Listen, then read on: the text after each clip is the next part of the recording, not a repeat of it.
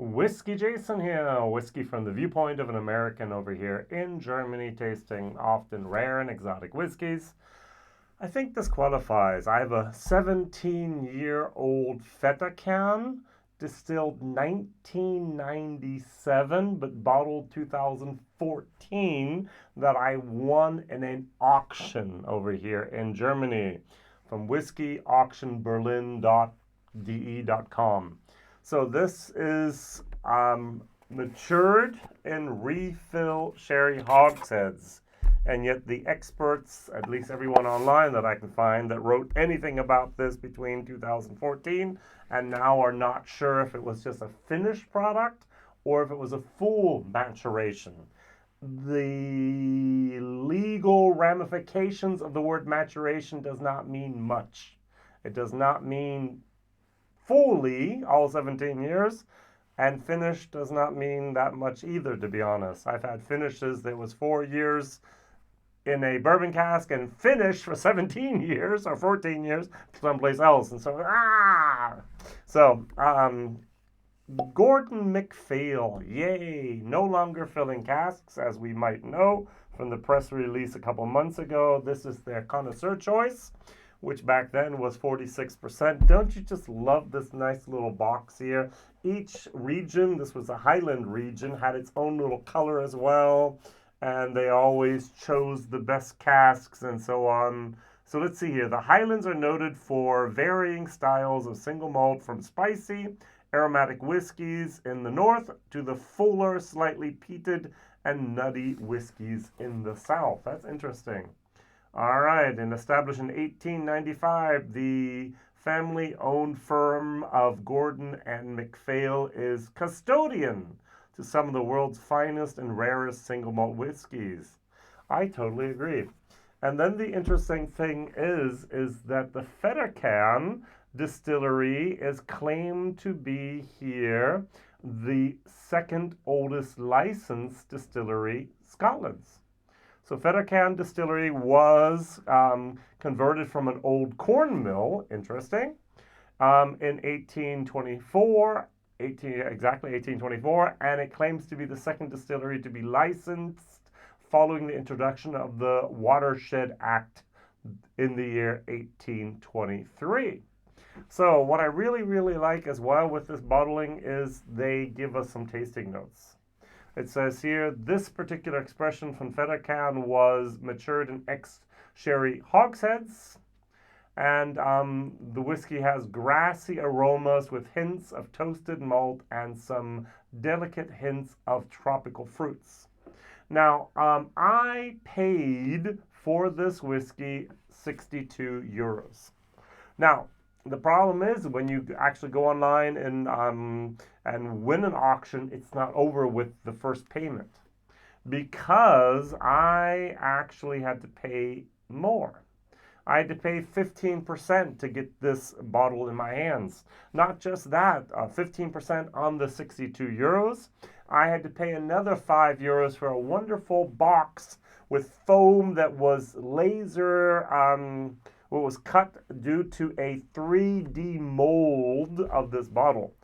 Now, it's a little overkill, to be honest, but that's that. And on top of that, I won 3 bottles. I had to pay another 11 euros. So let's say 350 euros for packaging, for not packaging, for postage on top. So it's 850 basically here for the postage and handling, which is not bad. The 15% on top. So I'm looking at a price around 82 euros. So 62 euros turns into 82 euros real quick. But Jason, it's a 17-year-old Fettercairn. It is from the year 1997. It was bottled 2014. And look, the cork didn't break. That's the most important thing for me. I was very gentle. I was just twisting it a tiny little bit. I'd wet the cork. I'd done everything right. And I twisted and it's like, oh, it works. Yay.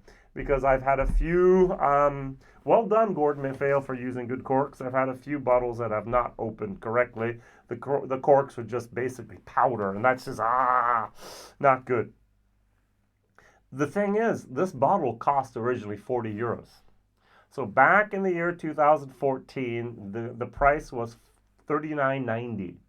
So 39.90 turned into, for the seller, 62 euros.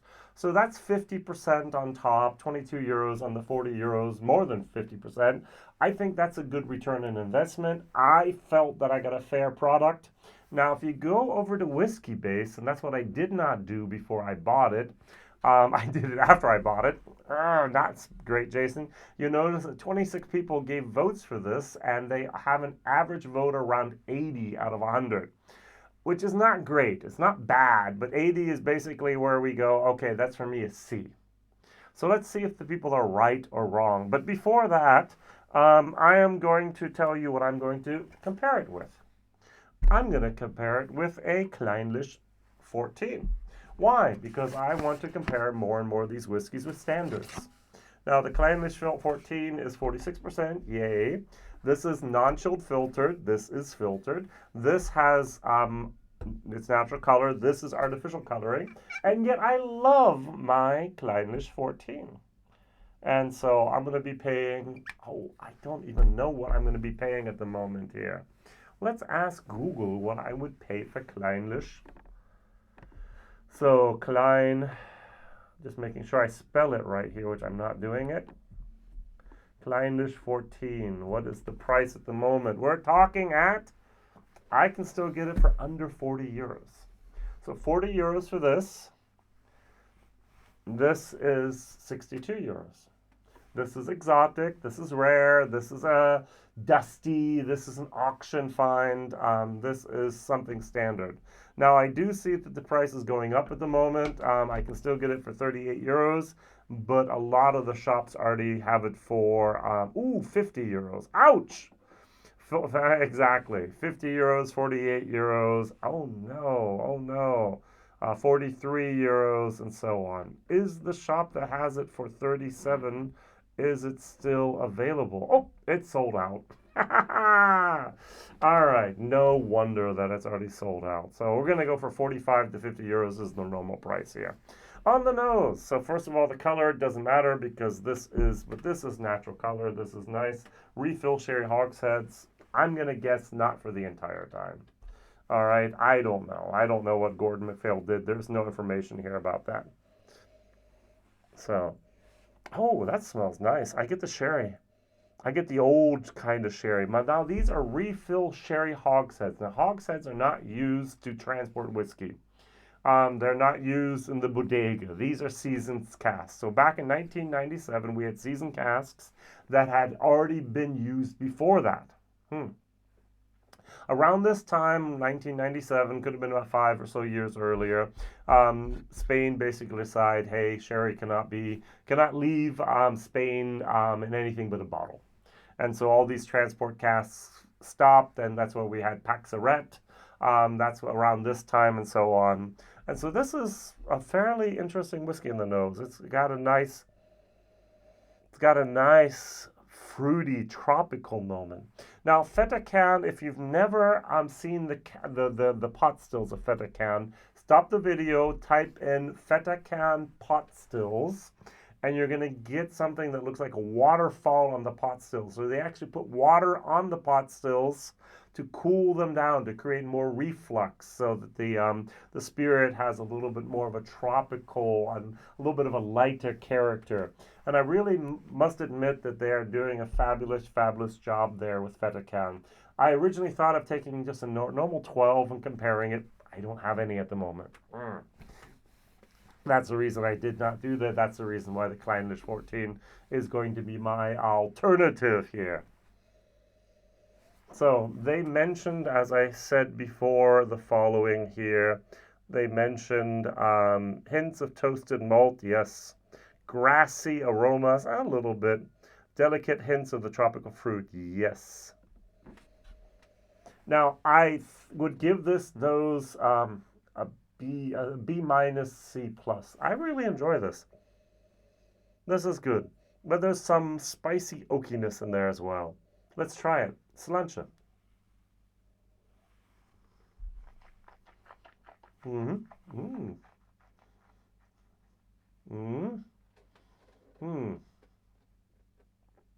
Wow. Now, One person wrote, and the first time I tasted this, that's wrong. One person wrote, slight, minimal peat moment. And I'm getting that now. I'm getting this as if Fettercairn does not make peated whiskey. But imagine, now I'm going to a hypothetical situation. Imagine you had an ex-bourbon cask, you put peated whiskey in there, you dumped it, and you put Fettercairn in there. And then you dump that again into a sherry butt one, or sherry hogshead one day. And one of these many casks, had a little bit of residue peat in there. That's what I'm getting. And can happen. I had a Glengoyne, a single cask Glengoyne that was peated. Glengoyne never made a peated whiskey, but it was put in a peated cask. Should that have happened? I'm not sure. Did it happen? Yes. Was that unique and people bought it because they'd never had a peated Glengoyne before? Definitely. And so I remember opening the bottle and this is my it's a cask share. It's Glengoyne, yay, and hey, it's peated. Yuck. Is it me? And I went back the next day and it's still peated. I went back the third day, it was still peated. It's not me, it's the whiskey. And I wrote, hey, yeah, we know. I totally doubted myself. And this is why this whiskey is like a C plus on the palate. And then there's this old woody tannin type of a little bit of a, I'm not going to say a little bit of a dampness, a damp cask. And sometimes a little tiny whiff of peat goes a long way and it turns into these little bit of these like locker sock aromas and cheesy feet and so on. And it just doesn't go well. But then the finish is again nice. Would I buy this whiskey again for this price of what I paid 82 euros? No. Am I happy to have this at this moment? Yes, I actually am. The question I always ask myself when I have an old whiskey like this is not old just because it's 17 years of age, but because it was actually it was distilled 1997. What was I doing 1997? All right. So, wow, that's a little while ago. My sons were 2 and 5. They're now both way over 30. It's 30 almost. It's just, It's a long time ago. This is a whiskey that reminds you that whiskey should be something for, I'm going to use the word ages. It should actually slow you down and help you think a little bit. We're not drinking to get drunk. We're drinking to actually enjoy the spirit and maybe even celebrate what people did last millennial, last century, a couple decades ago. It's oily. It's a little bit of a nice nose. But as I've said before, it's a little bitter. It's bitter on the taste. It's a little bit of wood. It's drying.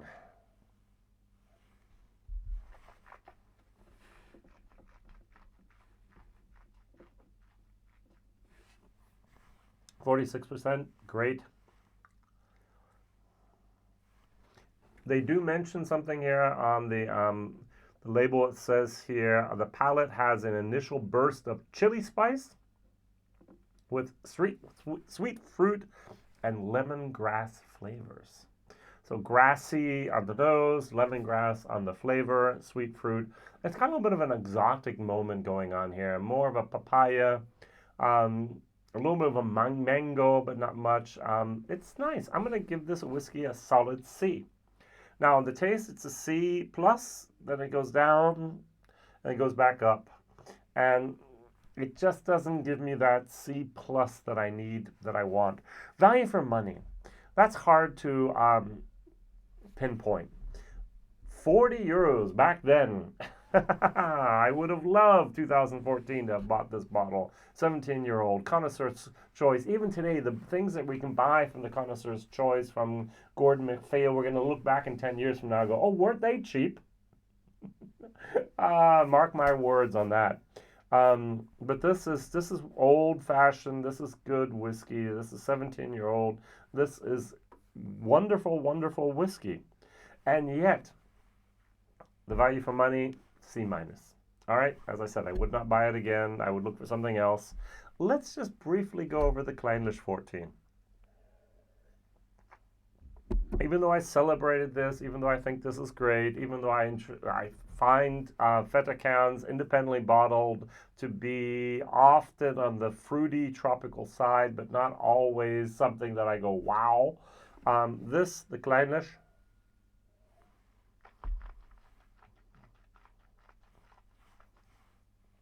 I would pick over this. I just love that Clynelish moment. I just love that waxy, wonderful, aromatic, mouth-filling taste.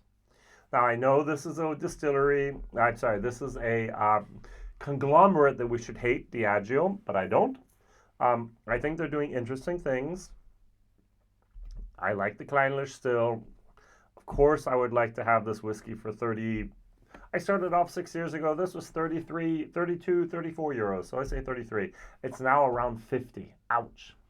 But it's not just Diageo pushing and pulling up the prices. It's the market and it's inflation and it's everything involved.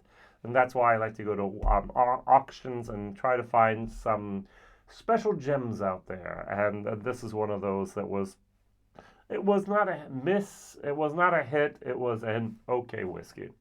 So my question is, what is your favorite Fettercairn product? There are quite a few interesting ones that have hit the markets in the last couple of years. And if that's not a good question, what is your favorite Gordon MacPhail Connoisseurs Choice product? Ooh, I had quite a few of those. And if that's still a problem, what is your favorite independent bottler? There has to be something you can mention there. Thank you very much for watching, liking, subscribing. WhiskyJason here. Thank you very much. C, not yet a C+. Value for money, C-. See you soon. Bye-bye.